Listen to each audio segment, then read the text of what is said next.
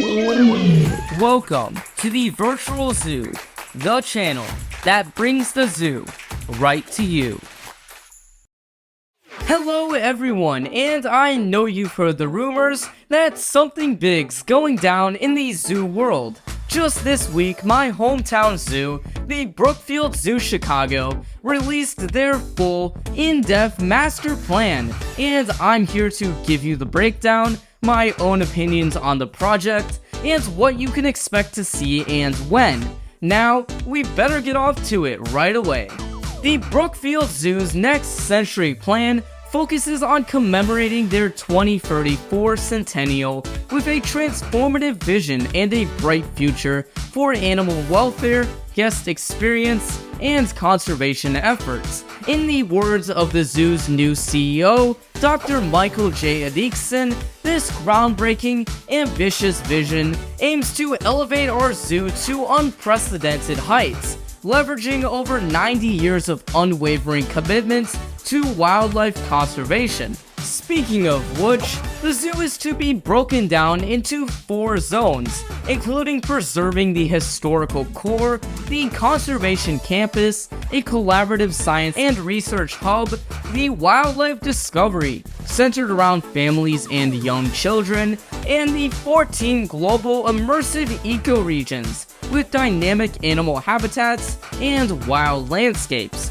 This will all take place in 3 phases: the current, the midterm, and the long-term vision. Anyways, starting with phase 1, the present and what is to be completed through June of 2025.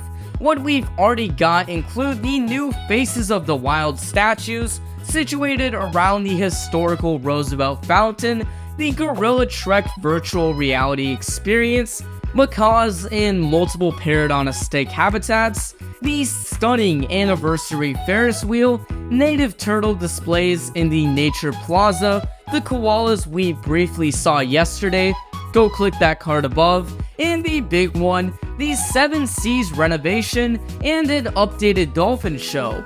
There's new rock work, fake kelp, bubble machines, and I assure you that the show is more educational than ever before. And trust me, I will get a tour on this out soon. We're still waiting on minor changes like the North American prairie aviary in the Hamill Family Nature Plaza, but what people can't stop talking about is the tropical forest, set to open in the summer of 2025 and already well underway on construction. The new $66 million tropical forest exhibit is the hype that kicked off this whole saga. Taking over the West Mall, the zoo will add nearly 3 acres of outdoor space that will feature natural and dynamic environments for the zoo's apes. Multiple new outdoor exhibits will be able to accommodate 2 gorilla troops, the zoo's orangutan family, and even smaller areas for several species of South American monkeys who will finally get a chance to touch some grass. No, literally, all the animals in Tropic World will finally get a chance to touch some grass. Speaking of which, there's an emphasis on natural elements, including running water, plenty of climbing opportunities, and 75 new trees and 500 shrubs that their current home in Tropic World just lacks. In addition to the expanded habitats, the original Tropic World building will likely remain in the same shape, but will be expanded to include the new Gorilla Conservation Center, with a state-of-the-art learning space for the public and conservation programs. And since the gorillas will be in here, it's expected that something new will take over their current indoor space, but the zoo does admit that once the project is complete, there will be opportunities down the road to renovate the building entirely and bring it back to its glory days. However, for the meantime, you can still view all the animals inside Tropic World, and believe me, I will get a tour of this out as soon as it opens in 2025. So we go to Phase 2, part of the 15-year midterm plan set to include 4 major projects, which I assume will be completed at most in the next 15 years. but presumably before the zoo's centennial in 2034. Starting off with the lesser side of things, the zoo plans to hugely revamp the North Gate, with changes including a new pedestrian overpass leading from the parking lot to the main zoo, and also passing by a wetland pond for native birds, which will take over this space here. With the overpass, that means that it's goodbye to the good old tunnel. Improvements will be made to the parking lot, adding a shuttle, eliminating unnecessary lines, and making the North Gate entrance more accessible to pedestrians. But once you arrive in the plaza, new amenities will provide a modern space for leisure and retail, and apparently there will also be a permanent butterfly house around here too. Gazing across the plaza and to the east, guests will be drawn to Part 2, the Pacific Coast of the Americas, which will sprawl from next to the Discovery Center to behind it and into a current parking lot. This immersive eco-zone aims at transporting visitors to the Peruvian and Californian coasts with many immersive elements. The centerpiece will be what's dubbed the Sea Lion Cove. And a very creative name, good job guys on that one. But it's said to include rocky shores and many viewing windows. The zoo's Californian sea lions will stand in for their South American counterparts, and a nearby sea lion training and education area will teach guests about the wildlife living on South America's western coast. Based on the map, behind the Discovery Center will be the new Hamill penguin habitat, and these rocky cliffs encased in an aviary will feature free-flying gulls and terns, as well as an underwater viewing for the penguins, highlighting the rich biodiversity of the region. Moving on, Phase 2 continues with a complete revamp of Australia and part of the hoofed animals paddocks, all making way for the southwest Australian provinces. Where camels used to be, a series of new outdoor habitats will be added to the north side of the Australian house, with an elevated boardwalk trail that will overlook a large mixed species enclosure for kangaroo, wallaby, and emu. The path will continue with scattered aviaries for kookaburra, gala, 20 frogmouth, and the Ragiana bird of paradise, as well as 2 new outdoor habitats for the koalas, who will become a permanent addition to the zoo. There will also be both indoor and outdoor spaces for Tasmanian devils, and the historical Australian house will be extensively renovated to include new and upgraded displays for wombats, echidnas, owls, reptiles, and even insects. Finally, for Phase 2, where parts of Australia, the pachyderm house, the hoofstock paddocks, and Habitat Africa used to be, will be transformed into the Gateway to Africa, which will be by far the largest project completed with the master plan and will take over the entire northwest quadrant of the zoo, bringing us 4 more unique ecoregions. Part 1 of the Gateway to Africa will be the 6.85-acre African savanna, including 4 large mixed species flex habitats, connected by a half-a-mile-long trail that extends throughout the entire African section, known as the Savanna Passage. Giraffes, zebras, ostriches, and several antelope species will rotate through the savanna habitats, designed to accommodate different combinations of species at different times. And while the current giraffe house will remain, I don't know what will happen to the painted dogs, but a permanent habitat will be added for cheetahs, a new species to the zoo. Additionally, the historic pachyderm house will be entirely revamped, with the north side where hippos, tapir, and capybara used to be, transforming into one of the savanna habitats, viewable from inside the building through a series of large glass panels, and creating an immersive experience with the use of a haha moat. Moving on to the south side of the pachyderm house, once home to elephants and now rhinos, the Gateway to Africa will continue with the East African Forest, a section featuring habitats for the Nile hippopotamus and Nile crocodile, both with underwater viewing accommodations, and this area will be immersive thanks to planting alongside the south side of the building, immersing guests in these grassy shores, muddy beaches, and large waterways of the East African Forest. Part 3 of the African development will consist of the current Habitat Africa the Forest section, which will turn into the Central African Forest. On the map, the okapi habitats appear to be turned into 2 enclosures for pygmy hippos, as well as a brand new outdoor and indoor exhibit for the zoo's white-bellied pangolins. This section also includes a habitat for bongo antelope, as well as preserving the existing Habitat Africa forest building, which gives me the impression that many of these smaller animals in there, because they are pretty unique and there's a good diversity, as well as the okapis, will be here to stay given their history at the zoo.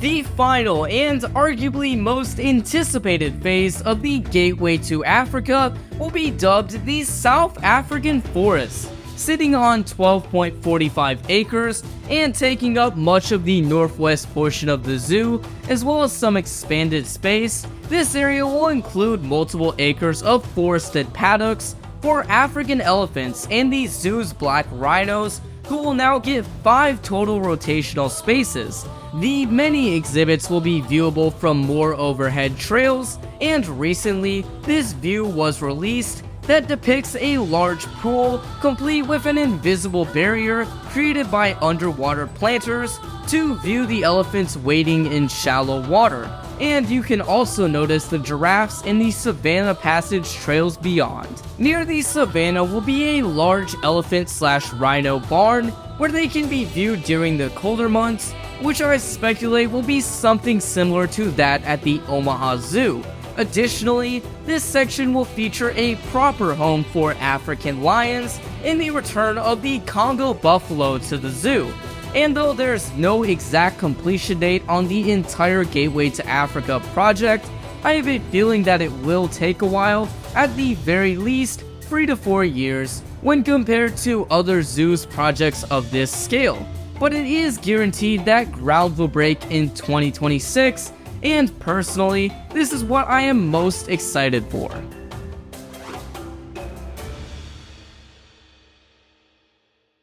Okay, so we've seen the current, we've seen the midterm, but now it's time to delve into the long-term vision for the zoo, Phase 3 and beyond, which will be completed past 2034, kicks off with a region known as the Himalayas and the Central Asian Steppe.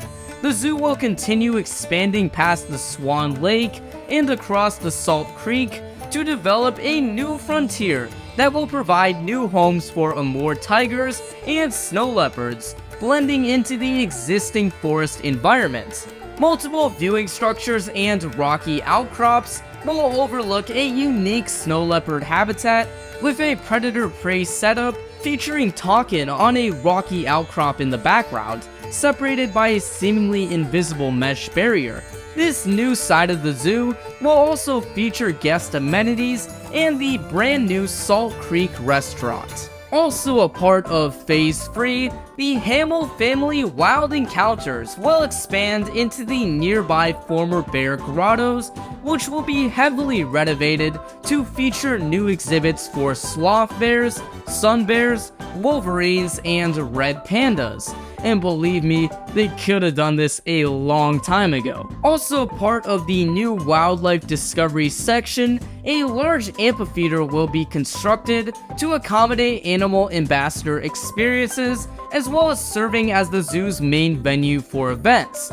There will also be entertainment since this area is centered around a younger audience, including an aerial course and a zip line, and possibly minor changes to the existing children's zoos. Next, the current Pinniped Point will be demolished to make way for a large building known as Our Rivers to the Gulf. Despite the updated Seven Seas habitat, the dolphins will receive an entirely new space, showcasing these cetaceans in simulated mangrove environments underneath a large glass dome. This exhibit will also include free-flight wading birds, turtles, and many fish, some of which may actually live with the dolphins. Allegedly, the extensive dolphin pools will also continue outside, and with these upgrades, the exhibit will be themed to emphasize the zoo's conservation efforts in the Sarasota coastal waters of Florida. And it is important to note that this is listed as a dolphin expansion, and because of the recently completed renovation to the current dolphin building, something tells me that it's still here to stay, giving the dolphins more space in total once this project is complete. South of the Himalayas and Central Asian steppe will be the large North American Grasslands display, featuring 5.4 acres of extensive habitats for the zoo's herd of bison, as well as a new home for grizzlies, elk, pronghorn antelope, and many more. But that means that with the bison and grizzlies out of the way, the current Great Bear Wilderness will be transformed into the Tundra/Taiga, where the polar bears will be given access to all free bear habitats, and caribou will inhabit the former bison exhibit, giving this region a more cold-weathered species base, though it looks like the wolves will be sticking around in their current exhibit, and honestly no one's complaining because it's just that good, now known as the North American Woodlands. Wrapping up Phase 3 is the Amazon waters and South American sections, which will take over the southwest portion of the zoo, meaning the living coast and the plaza around. The South American Atlantic Forest and Pantanal enclosure will display capybara and likely other South American species, possibly in a large mixed species exhibit similar to that of the Audubon Zoo, with some form of boardwalk running down the middle. Next to this will be the Andean Lagoons for flamingos and other waterfowl, and finally, the Living Coast building will become the Amazon Waters display for reptiles like anaconda, as well as other birds, herps, and fish. Finally, and I mean it this time, the Fragile Kingdom is also supposedly going to have renovations done in the future, and lastly, while not explicitly mentioned in this master plan, the zoo says they still promise a prairie dog exhibit and eagle owl aviaries to appear somewhere throughout the zoo around Phase 1. Phase 3 is expected to be completed sometime beyond 2034. Phew, that was a lot, I know. And honestly, the later parts of this video probably aren't exactly set in stone, and I did do a bit of speculation and mentioned what others have said in the online forums. Anyways, I hope you're excited. Please be patient with dear old Brookfield, and I left a link to their full master plan in the description below so you can see what parts I skimmed or may have possibly missed. Overall, I'm really excited for these changes, both the more tangible ones and not. I think they've done a great job so far, but geez guys, 2034 seems like a long ways away. But I think this master plan perfectly represents the Brookfield Zoo Chicago's commitment to connect, care, and conserve. Nonetheless, y'all know that when the time comes, I'll be the first to tour you through these revolutionary new exhibits. If you made it this far, I want you to comment below what you're most excited about and the changes that you'd make to this master plan. And remember, thank you for watching, I hope you enjoyed, stay tuned, and I'll see you next time on the Virtual Zoo.